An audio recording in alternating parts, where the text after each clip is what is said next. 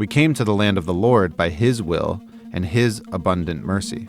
If we had lived with the correct awareness that this land is the Lord's land and that we are strangers and residents within it, we would have accepted with humility the actions of the Lord, who has settled the descendants of Ishmael alongside us.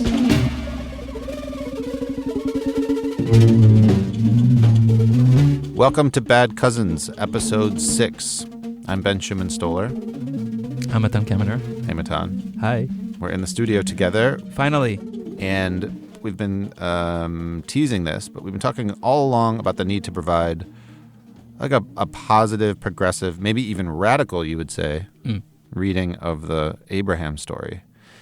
And we thought for a while about doing a roundtable with more Muslims and Christians, but this is looking like it's going to be a very Jewish episode, which was first a disappointment maybe, but then you're saying it's okay.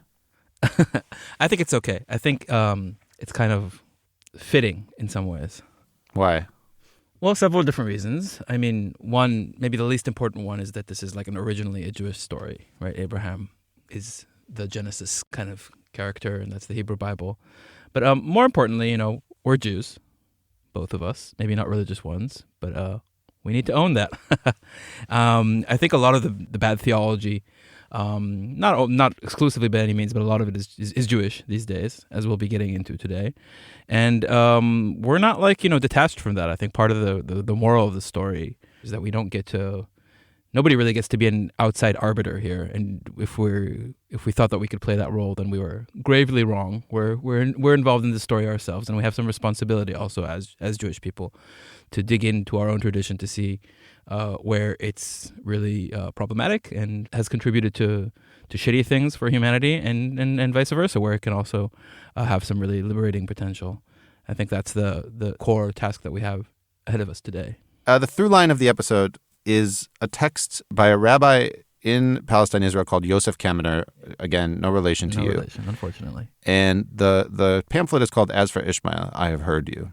For now, what do we need to know about Yosef Kaminer and this text that he wrote? Okay, so Rabbi Yosef is a really interesting guy. He's a Gur Hasid. He comes from this very ultra-orthodox background. Well, maybe we'll say a few more words about what that means. And he's a very sort of prominent member of his community. He's kind of a cultural and social entrepreneur. He's started this ultra-orthodox version of Wikipedia, which is open to his community. He's a member of, or I think actually the founder of the Torah Institute, which is kind of like a think tank. And he's a very sort of prolific writer and an intellectual. Anyway, I first heard of him actually after I published my original article, the Abrahamic ideology. And then a mutual friend introduced me to this pamphlet that you mentioned, which is called in Hebrew, Veli Ishmael Shma'aticha. That's a quote from Genesis where God is saying to Abraham, I'm heeding your prayer for Ishmael to be protected and to be strong. And it is a very Jewish, very traditionalist, very ultra-orthodox, which again, we'll explain what that means in a second, reading of the Abraham story, which has a very specific and very, I think, powerful political punch. So providing references within the Jewish tradition for the various things that he's saying. The pamphlet is mostly citations. I loved it, I have to say. I really did. Yeah, I mean, a lot of the stuff is wild and it's kind of eye-opening in various ways. What he comes to at the end, though, I think is probably the most important thing, which is he has this vision of what he calls the state of Abraham. And the state of Abraham is not, importantly, I think, the state of the sons of Abraham. It's not necessarily just a binational state for Arabs and Jews, although, of course, that's utopian enough today. It's actually a much more sort of universalistic approach towards transcending the nation state and having a political form that is really quite open to everyone. So it's a very sort of, you could say, utopian vision in one way. Maybe another way of describing that would be messianic. So that's also, I think, going to be an important trope for us today. Yeah, I wanted to give folks like an idea of how he writes. And also I want to say what I found really interesting, because he is coming from a certain religious tradition. So the starting point of the entire pamphlet is, what have we done wrong? Right. From this ancient religious idea that you will be punished if you don't follow correctly. Right. And he comes to a very specific and I think important understanding that is loving the stranger, loving and respecting those people who do not belong to your nation or tribe is an extremely important commandment. And that by violating that commandment, going all the way back to the way that Abraham and Sarah treated Hagar, there are consequences. There are divine consequences for that very grave sin. Right. So I just want to read a couple lines that I'm kind of picking from the end of it, where he introduces the state of Abraham. And he says, "We did not come to the land by our own strength or power. We came to the land of the Lord by his will and his abundant mercy." He says, if we had come to the land of the Lord with such awareness, we would have proclaimed that the land of Israel is the inheritance of the Lord and not our own land. Within it, all who affirm the oneness of God without flaw have the right to dwell, etc., etc., etc. We would have dedicated ourselves to managing the Holy Land, its needs, and the needs of its inhabitants with seriousness and vigor on the one hand, and with humility and disdain for sovereignty on the other. And he says, such an awareness would guide all our relations with the other inhabitants of the land who live alongside us in a manner that does not seek to dominate them or push them out of the land. If we had lived with the correct awareness that this land is the Lord's land and that we are strangers and residents within it, we would have accepted with humility the actions of the Lord, who has settled the descendants of Ishmael alongside us. Yeah, it's pretty obvious that that's a very radical kind of position to be taking in Israel today. And maybe before we move on, we should say a little bit more about the sort of community that Rabbi Yosef belongs to. Sure, go ahead. Because so far, I think on the show, when we've been discussing modern Jewish theology, we've mainly been talking about religious Zionism. Mm-hmm. And it might be kind of difficult to tell the differences between what we call religious Zionism, including especially these very sort of hairy, extreme Kahanist streams that are very dominant within religious Zionism today. And it has in not always politics, been that way. and are sort of in control politically. Yeah, exactly. Who are steering Israeli politics today in many ways. And this other stream, which is sometimes we call it Haredi in Hebrew or ultra-orthodox in English, which is very different actually historically. Today there's a little bit of confluence between these streams in Israel today, although they're still quite distinct. Haredi or ultra-orthodox Jews include Hasidim, like Rav Yosef, the people that I don't know, if you live in New York, you probably see these people with their big hats. It's a large community. It's I think close to 1 million people in Israel today, and it's traditionally anti-Zionist. So this is maybe the most important thing for our discussion today. The leaders of Haredi Judaism opposed Zionism in Europe in the late 19th and early 20th century, and they also had a very ambivalent sort of relationship with the founding of the State of Israel, and to this day they have an ambivalent relationship with the state. One thing that people abroad may have seen is that there's been sort of constant back and forth and even like demonstrations, even riots in Israel over the question of conscription to the army. So Haredim oppose sending their kids to the army. As you can imagine, during a war, this sort of opposition becomes more sort of politically contentious and heated, and we've seen a lot of sort of friction around that in Israel today. So Rav Yosef really comes from the very center of this Haredi community.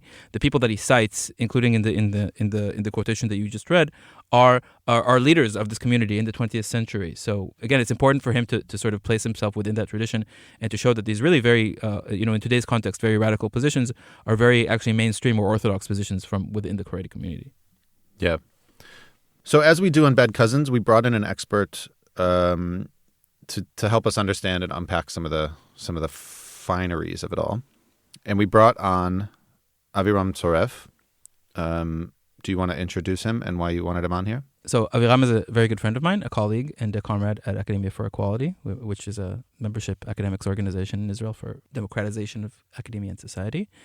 He's a scholar of Judaism, both traditional and modern, and I think a very interesting and radical thinker and a great guy. I produce a lot of podcasts and I do a lot of interviews and remote interviews. And I think Avi-Ram is the first interview I've helped record where the windows were broken because of an Iranian missile. Is that right? I mean, I think so. Avi-Ram is in Israel. There's a war going on. There's a broken window somewhere. There's somebody drilling. Yeah. And again, I think that this is part of the truth of Bad Cousins, that yes, we're talking about these myths and these texts and these ancient stories, but once again, we see that there is war. And as we showed in the bonus episode, which you should go listen to if you haven't yet, the stories are being used again to justify these assaults and these wars. Right. So no complaining about the audio. Thank you.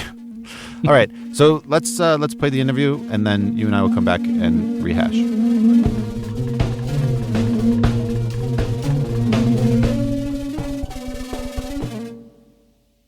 Hello to Avi-Ram Tzoreff. So let's talk about Rav Yosef's intervention. Maybe Avi-Ram, you can say a little bit about the sort of genre of literature that this pamphlet belongs to, and what it is that, in what way it's trying to make its political intervention. So what I think that was like prominent in your earlier episodes was the fact that people identified the Abraham Accords and the notion of the story of Abraham as something which is connected to genealogy.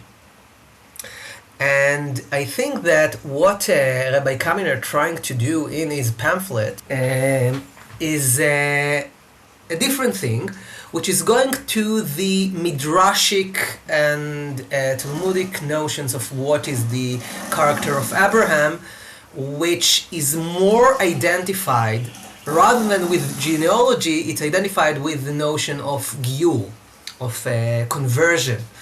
In traditional Jewish thinking, Abraham is not an genealogical ancestor, but rather the ancestor of the framework of Jewish law. So this notion of Abraham, it creates the ability to make what I think Rabbi Kaminer also wants, to create, to differentiate between state and Jewish collectivity. Yeah. One other aspect that we should mention is that the political context for the writing of the pamphlet is actually not the Abraham Accords, as we might expect. The real sort of immediate political event which triggers the writing of this pamphlet is October 7th. This is what he begins with, right? And maybe an interesting kind of aspect of his reaction to this event is that he, in line with the long line of Jewish thinking, whenever such fearful sort of events of violence occur to the Jewish community, these are used as an opportunity to sort of rethink basic political kind of precepts, which is of course not the way that most of Israeli society has experienced these events at all. In this case, in this specific case, to see the 7th of October as something, as an opportunity to re-examine the way in which Jews in Israel maintain their relation with the Palestinian Arabs, he goes in the traditional way of binational thinking, which also in the violent confrontations of 1929 also took the same idea that this explosion of violence should be taken as an opportunity to rethink the way in which Zionists conduct the way in Palestine. So let's get into the Genesis story, which is where it always starts, and where Rav Yosef starts as well.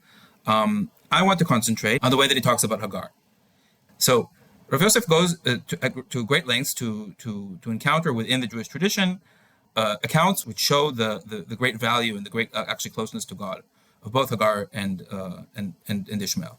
A way of valorizing Hagar is by identifying her with Keturah, who is a wife that Abraham marries after the whole kind of intense part of the saga is over. So Hagar is no longer just a maidservant. Actually, after a sort of reconciliation of some kind takes place, he marries her. She becomes an official wife, and they have additional children. Of course, then Ishmael also comes back to bury Abraham. We do have all these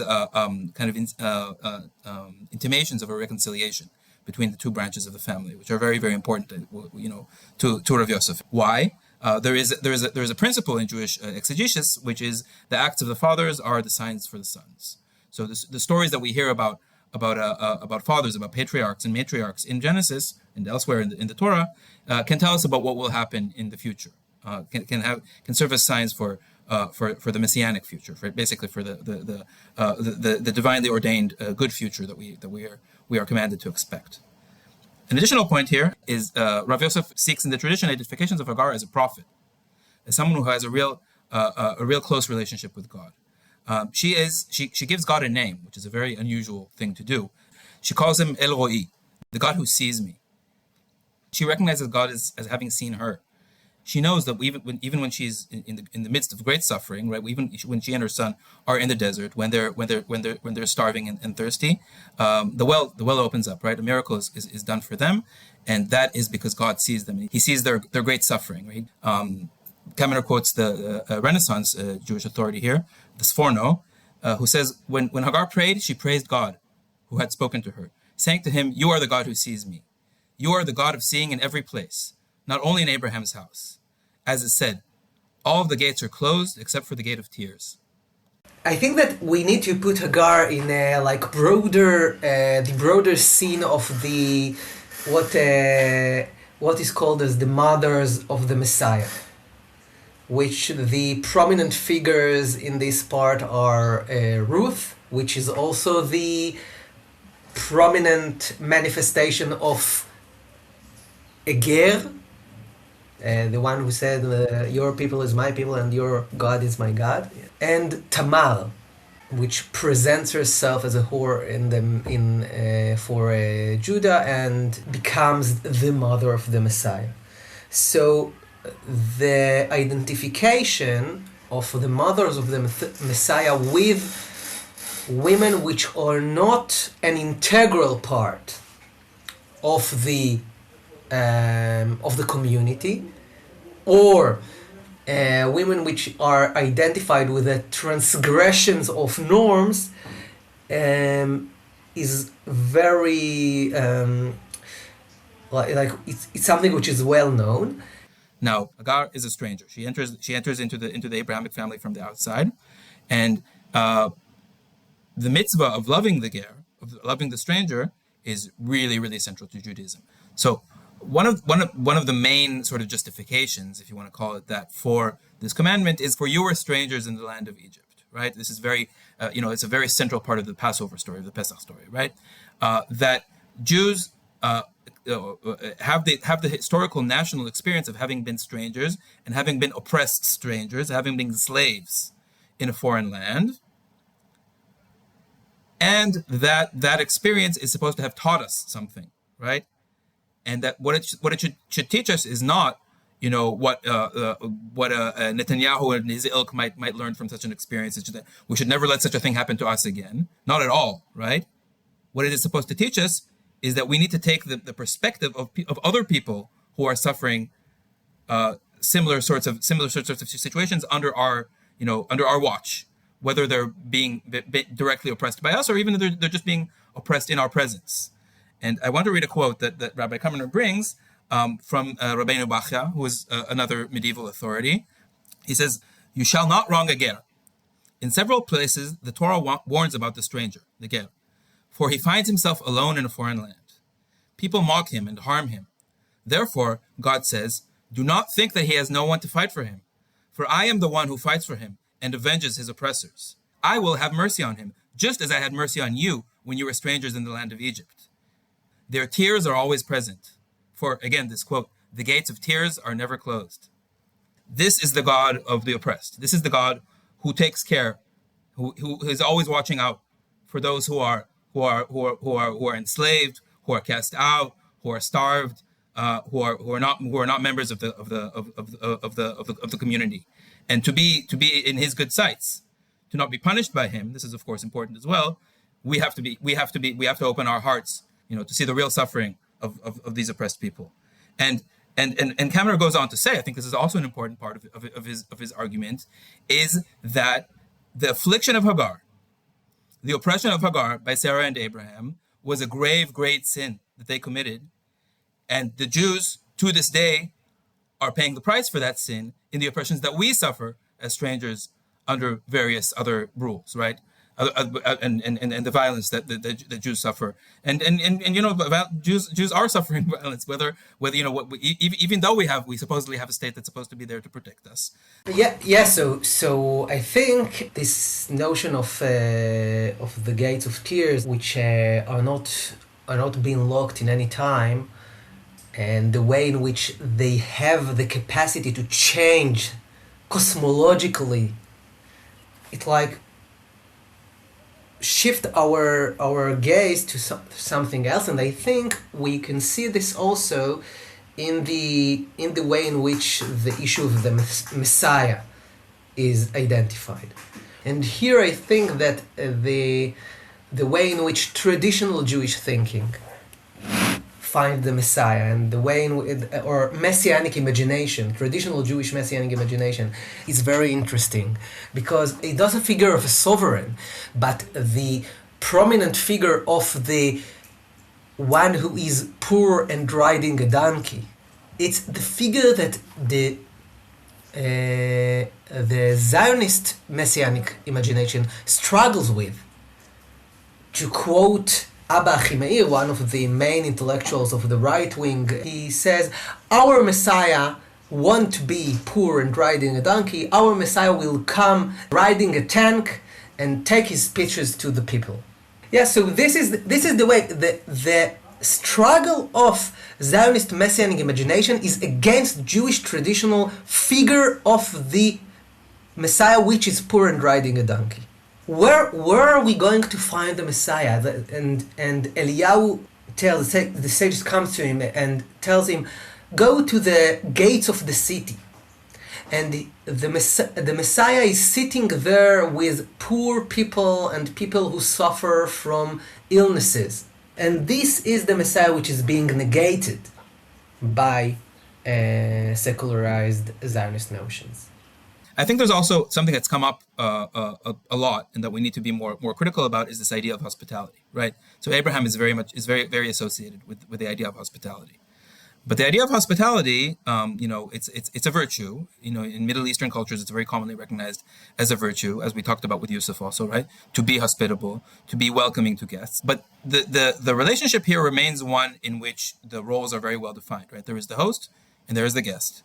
And there is also a limit to hospitality. If we understand the mitzvah as one which is addressed to Jews as opposed to others, that is, we are the masters of the house. And okay, so we should be nice to the guests, whether the guests are Arabs or whether they're migrant workers. We should not overexploit them. We should be not overly mean to them, etc. But the categorical distinction between us remains. We are the citizens. We are the ones who the state belongs to, and they are the guests. They need to be treated nicely, but they're still guests. They don't have equal rights. But Rav Kaminer doesn't stop here. Kaminer also brings us two quotes. The first of which is from Abraham himself. So when Abraham is buying the tomb, what becomes the tomb of the patriarchs in Hebron, when he's buying the cave of Machpelah from the Hittites, who are the indigenous people in the country that he migrates to, he says, Genesis 29:13, I am a ger among you. Please sell me a burial site among you that I may bury my dead. This is Abraham. This is the man that the land was promised to. He is calling himself a migrant. He is accentuating the lower political status that he himself has among the people that he has immigrated to live with. And many generations down the line, the supremely messianic figure of King David in the Psalms says, hear my prayer, O God, do not disregard my tears. Here again, we have the gates of tears that open up heaven, right? For I am a ger with you. I am a stranger, like all of my forefathers, within the land. And Kaminer learns from this that we are all gerim, we are all strangers, the Jews included, within our supposed land included, because the land does not belong to us. No land belongs to any human being. The whole world belongs to its one and only master. So we are all strangers, everywhere. So I think this is the basis for the understanding of the radical theology, which sees the very phenomenon of nationalism as an idolatry. Common understanding of the citizens of the nation state is seeing the nation as something which is divine, and therefore is something that you can kill for and being killed for. So this is the basis for the critique of the notion of nationalism and creating the notion for being a ger in the citizen as a ger, but all citizens as gerim in the state. Yeah, and therefore, precisely. as one who has the same relation, equal relation, but is not a relation of sovereigns, but a relation of the non-owners of the state. Yeah. Yeah, that's really important for me because I think binationalism is not enough for me. I think, and we do see this with the Abraham Accords, as we've discussed at length, with this idea, that the Arabs and the Jews can figure something out between them, and then everything will be okay. But both in Israel and in the Gulf states, we've seen people die during the current war who are neither Arab nor Jewish, who are migrant workers, who are exploited and disenfranchised subjects in both these types of countries. And we're really not going far enough if we're not providing a political vision which can also include these people. And this is what I find so moving, about Kaminer's vision of the state of Abraham, that it's not the state of the descendants of Abraham. Because what Abraham really signifies here is the submission of all human beings before this this external authority, for whom it is extremely important that we treat each other with justice, right? It's important for me to say a thing which also is the danger in this notion, and the danger where I as a Jewish Israeli, which is one of the perpetrators, which is one of the colonizers, which is one who takes the ownership of the indigenous people on the land. So what does it mean for the one who currently owns the state to speak about non-ownership? For people who strive for their own lands they were expelled from, exterminated in. What is the meaning of drawing this future picture when we are speaking about the issue of being in one's land? This possibility which is negated from the indigenous people in Palestine. So I think we must put it in mind when we are talking about this future, which can be a very important picture in order to create a political imagination for a future potential state. But we are in the current state when we are the owners, and to speak as an owner about non-ownership, when the one who are oppressed by me and my community are struggling for their land, for maintaining their relation to their land, it's something that we should understand. I think, yes, we can still think outside the notion of ownership of the land, but as ones who are currently in this situation, we must put it in mind as what is the limit of what we are talking about. And that, I think, really brings us to the final thing that we wanted to talk about, which is this question of messianism. There is a very strong liberal tendency to identify messianism with the bad guys, with the right wing. In Israel, for sure, definitely, the people like Ben Gvir and Smotrich are often called messianic. This is often, kind of related to questions about entering the Temple Mount, right? Whether at least traditional distinctions between ultra-orthodox or Haredi Jews on the one hand, and kind of messianic religious Zionists on the other, is their attitude towards the Temple Mount in Jerusalem, right? Where the Haredim would say that it's absolutely prohibited to enter that area so long as there is no temple, and the religious Zionists are interested in getting that temple up and running as soon as possible. So yes, of course they're messianic in that one sense, but in another sense, and here I'm picking up from a great article by Abraham Kelman, who talks about their messianism as actually being very, very limited. In many ways, this religious Zionist messianism is basically the current reality plus a king in a temple. It's a very sort of dry and uninteresting and unradical in many ways messianism. And from a left-wing point of view, there's a lot to be said in favor of messianism. The world that we live in is so fallen. We need a world that is so different from the world that we live in right now that we can't really imagine it.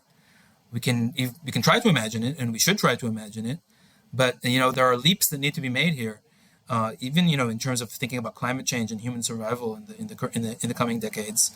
which are currently inconceivable. And this has come up, I think, so many times in our conversation already, because Messianism is so important within the Jewish tradition. The stories that we read about in Genesis are they're not just stories from the ancient past. They're stories that will tell us what will happen or what needs to happen in the messianic future, right? And that future is one that we need to pray for. We need to help to hope for every day. And what it is that we can do to bring that future about, that's a really difficult question, right? It's not enough to say, okay, well, let's have an equal state for everybody who lives in it. There's also a need for restitution to be made. There's also a need for the Palestinian refugees to have the right to return, right? And that means that the society that will rise up in place of the current society that we have in Palestine and Israel will be an unimaginably different one from the one that we currently have. So we need to have a sort of messianic courage to really hope for something that we have no way of foreseeing what exactly it'll be looking like. Yes. So I think that the question should be, what is, or which picture, which messianic imagination do we adopt? What is the religious Zionist messianic imagination? It's the same one as though it has the notion of incompleteness of an already redeemed present. Actually, it goes back to secular revisionism, Zionist revisionism. Which the messianic figure is this lion in chains, which the son of a king. This is the Zionist imagination, which see the current present as already redeemed. While traditional Jewish messianic imagination is different. It's a messianic imagination which tries to see the oppressed, to see the ones who sits in the gates of the city, the poor people, and the one who suffers from illnesses, which sit in the gate of the city, and we need to hear their voices. And while the Zionist messianic imagination is of the state that creates destruction, I can posit a different notion, which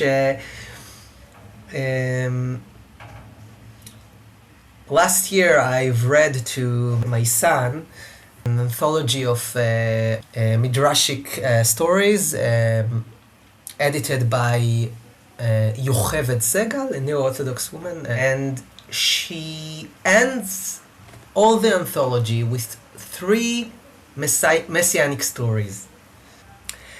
And the last one, she mentions from Shmot Rabbah, from one of the midrashim, a quote which says that in the future there will be no destructed city. Every city will be rebuilt. Even Sodom and Amorah will be rebuilt. Now, this is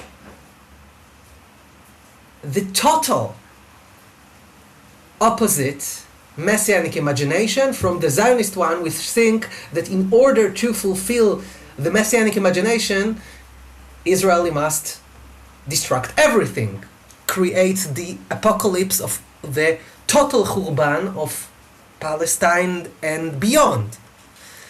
So here is we can grasp this issue of Jewish traditional messianic imagination, and this should be our picture of the future. This is what can guide our political imagination and our messianic imagination, because, as Matan said, we need messianic imagination for political activity. We need a picture that we can imagine. Yeah, we need to be able to imagine, to imagine Gaza rebuilt and all the Palestinian cities that were destroyed in 1948 rebuilt, and then maybe that's the state of Abraham. I don't know. There's a lot of really strong imagination work that needs to be done here for sure, but a lot of political work as well. Okay, toda rabba, Avi-Ram. I'll see you. I think we'll talk soon. Bye bye. Yalla. Thank you for inviting me.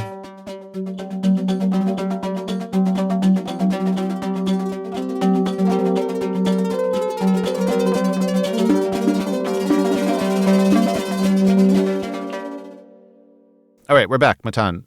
I think it's worth going back to the sort of big, cringy question that's been haunting us the whole season. And also when we've talked about it, when we had our live event, we had questions from the audience. We don't necessarily believe in these stories or that any of these things actually happened. So why do they matter? Let's go back one more time now that we've done 6 episodes and try this again. Yeah. One way of answering the question, I think that's the one that we started with, is that these narratives matter to other people. So even if they don't matter to us, we need to understand what other people think and what other people believe in order to be sort of effective in our acting in the world. But I think this answer is like, it's not sufficient in any way. It's even, there's something of a cop-out in it, because I mean, if those other people are just wrong, then what use is it to engage them on their own terms, right? Why don't we just explain to them that they're wrong? And there's also something a little bit even condescending about it. I think, like I said at the top, we're not outside of this story. We're in it. So we shouldn't, presume that we know better than 90% of the people involved. That said, the question of belief is like maybe something that we need to decenter here a little bit, because okay, if you put a gun to my head and ask me, do I believe in the Lord of Hosts?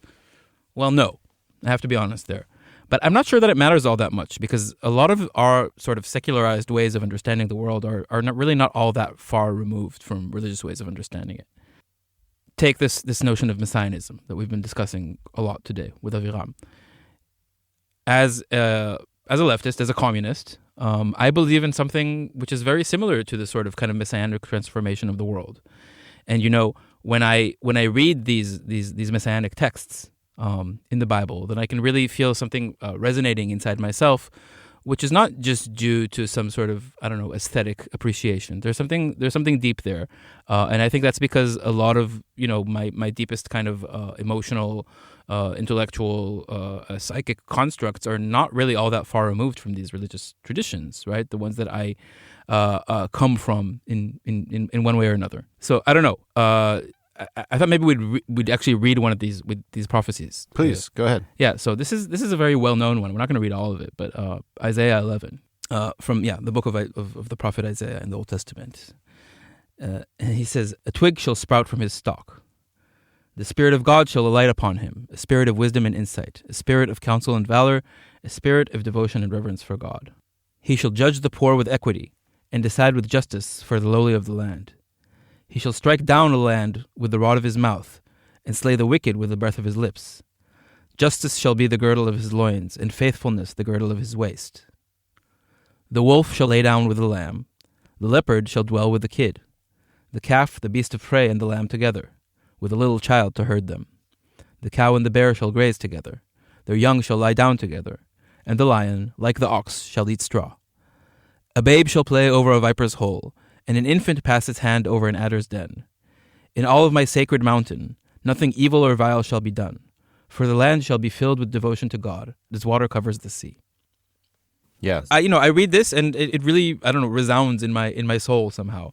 I don't know how to put that in a less kind of corny way, and I feel like this means that I'm also a sprout from that tree, right? I'm in that story, whether I consider myself a religious person or not, and this this messianic longing that we feel through the text, I think it's really I don't know, it feels very very relevant to today's world, to the way that the things are going in the world. I mean, things are so bad, right? And whenever we think that they can't get worse, then they do get worse. We're at the end of March now, and who knows how much worse things are going to be getting by the time people hear this. Or maybe they won't get worse, but they might, And we really need to transform our world in ways that, as we said with Avi-Ram, are really currently unimaginable. And having this sort of determination to see through a transformation of the world, I think is a very powerful, moving energy that doesn't only have to be appropriated by the worst people around. It can also have really positive valences, and those valences, like Rabbi Yosef shows us, they're in there. They're in the texts. Yeah, it seems unlikely that by the time this is published, the wolves will lie with the lambs, but I do think there's a reason why, in messianic traditions of any religion, the Messiah always comes when things are horrible, like worse than you can possibly imagine. Right. Which is why the Messiah came so many times for Jews of the Pale in the 18th century.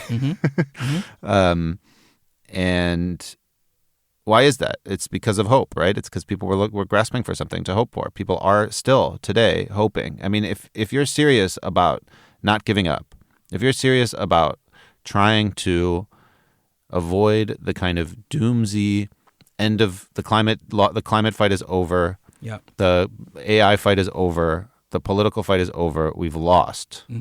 If you're serious that that's not your answer, that there is hope, that there is a way through. I don't think anybody progressive would ever wish for things to get worse for anybody.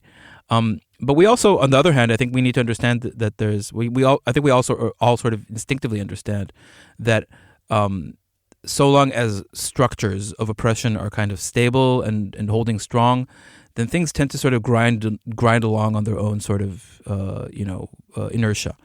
And we're not in that kind of moment anymore. We're in a moment where the existing structures of power are collapsing in one way or another.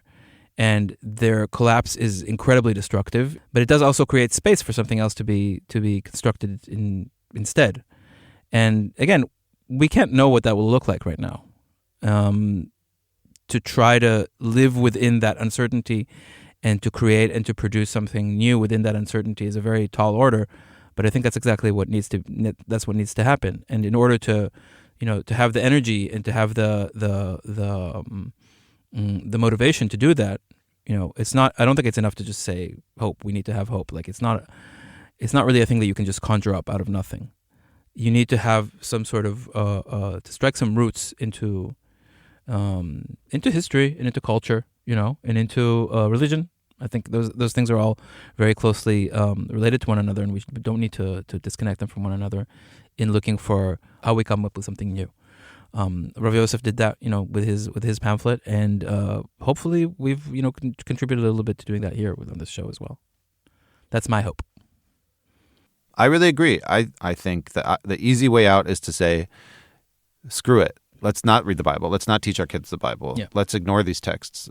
I don't think that does anything. I think we have to try a bit harder to find, not only in the stories, but also in ourselves and how we understand the stories and how we pass the stories on and how we understand the world, basically, to find the solutions. And that requires imagination. And that requires, I don't think it requires fancy literary analysis techniques. I think it requires, more to Rabbi Yosef's point, it requires a kind of humility to the land and to whoever gave us the land. And it's not the Balfour Declaration. Yeah, no, totally. I think we don't have like a good answer to that question. To be honest, why does this matter? I don't have a fully kind of written out answer to the people who are skeptical about this. We said that it was cringy, and I think kind of staying with the cringe is kind of important here. We're living in this fallen age when nothing makes total sense. So we're exploring. We're kind of, I don't know, like trying to grab something in the dark, right? To find something to hold on to. And this is not a project that I think we could expect to really finish before the Messiah comes or before the revolution or before we're in some sort of future that we can only try to hope for today and try to grasp at in some very sort of inchoate way. I think the employee of Spotify I had lunch with yesterday would say before the singularity. Before the singularity. So I think, okay, the scripture as always says it best, the Mishnah, this kind of earlier strata of the Talmud, Lo alecha melacha ligmor, velo ata ben chorin libatel mimena. So it is not up to you to finish the work, but you are nevertheless not permitted to neglect it. So we haven't finished it. Good. Maybe in season 2. Maybe in season 2, bad theology. Season 2, the Messiah cometh. What I hope listeners from all this who've stuck with us to the end take away is exactly that. We are not permitted to neglect it. We're not permitted to just let other people tell the stories, other people speak for us, other people decide how the world is interpreted. I hope that, if nothing else, the sort of structure of the show, in that we really challenge the obvious wielded interpretations of these stories. We got some disagreements of some people who wrote in and did other analysis. The disagreement is part of the point. That's fine, but let's always challenge. Let's never neglect. And maybe my newborn son will pass his hand over the adder's den. Inshallah. Amen.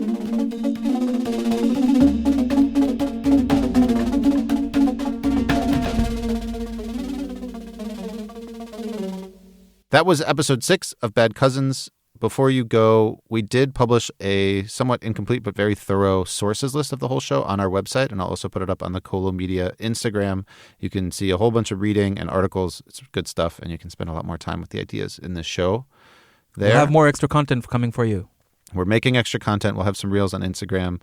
We'll have some more stuff. So stay tuned and keep sending us emails, keep sending us criticisms. We really appreciate it. But that's mostly a wrap. I'm Ben Schumann-Stoller. I'm Matan Kaminer. Thank you, Ben. This has been great. This has been really fun. And Adam Mauer, again, thank you for the music. Queen Mary, School of Business and Management. Shout out. And thanks to Guli Dulav Ashaloni for producing. And back then, seems like years ago, but the Diasporas, of course, we'll mention, but the Kunza House Battalion, where we had that event in whenever that was last year in the rain. November 1st. Crazy. Day of the Dead. Crazy. It's been a run. And, of course, thanks to Julia and everybody at the Diasporas. More soon. Bye. Bye.